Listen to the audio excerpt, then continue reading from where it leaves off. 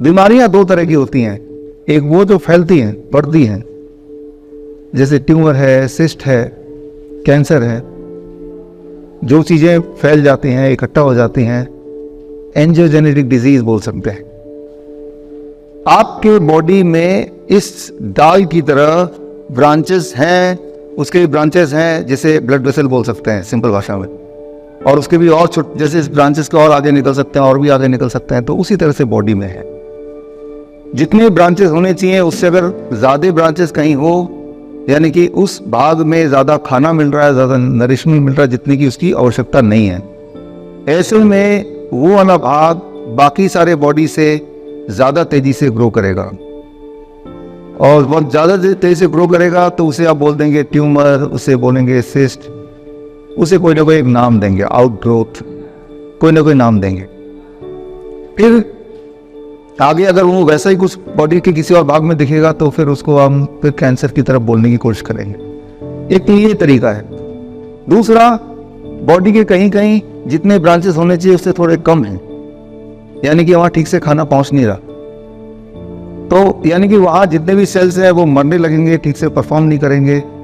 तो वो जो वाला सेल होगा, किडनी वाला सेल होगा, वो मरेगा तो हम बोलेंगे किडनी फेलियर। वो हार्ट होगा तो बोलेंगे हार्ट फेलियर, फेलियर शब्द आगे लगा देंगे।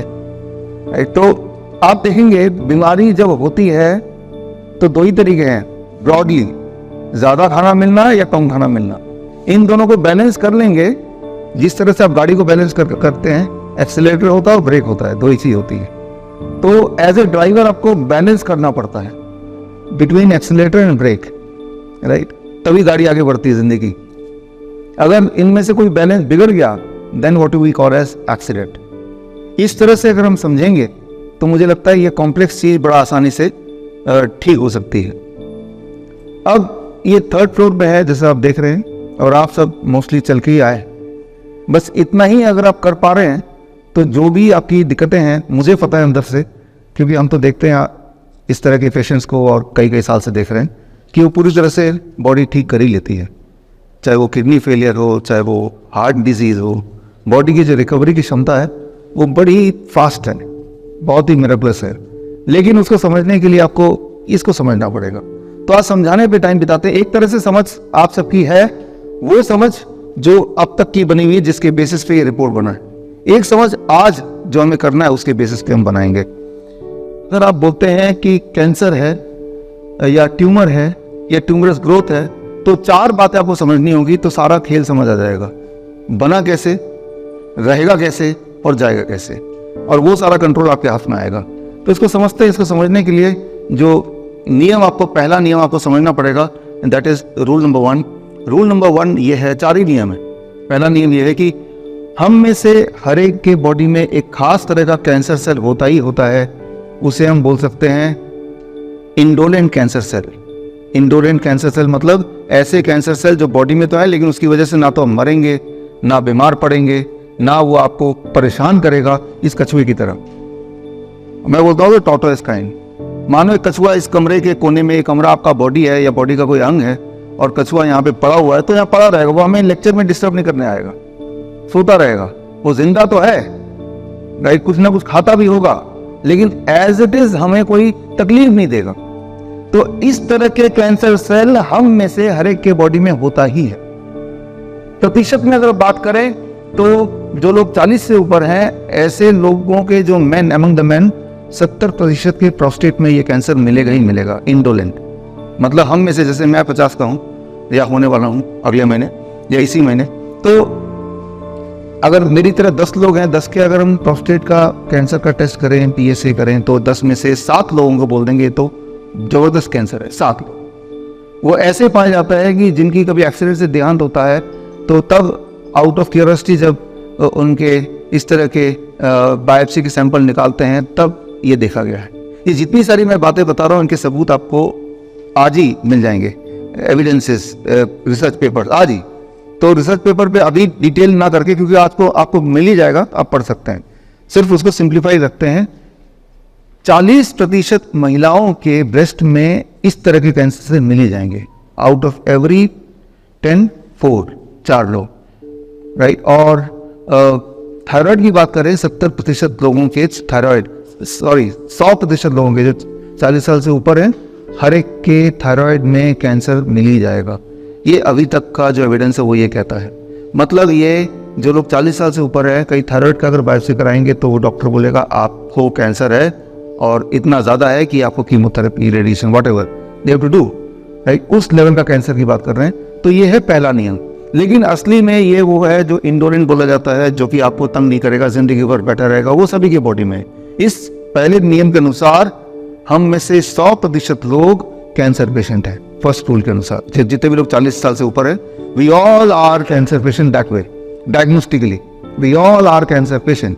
ये बात तो दिमाग में एक बिठा लीजिए। तो कैंसर सेल होने का मतलब हम बीमार हो गए, ऐसा तो नहीं है, राइट। और अब दूसरा जो बहुत इंपॉर्टेंट बात है कि बायोप्सी, जो कि गोल्ड स्टैंडर्ड माना जाता है, बायोप्सी माना जाता है कि भाई बायोप्सी में जो लिखित आ गया कैंसर, तो समझ लीजिए कि वो उससे बड़ा कुछ और नहीं, ऐसे माना जाता है। Biopsy is known as a gold standard of cancer diagnostics.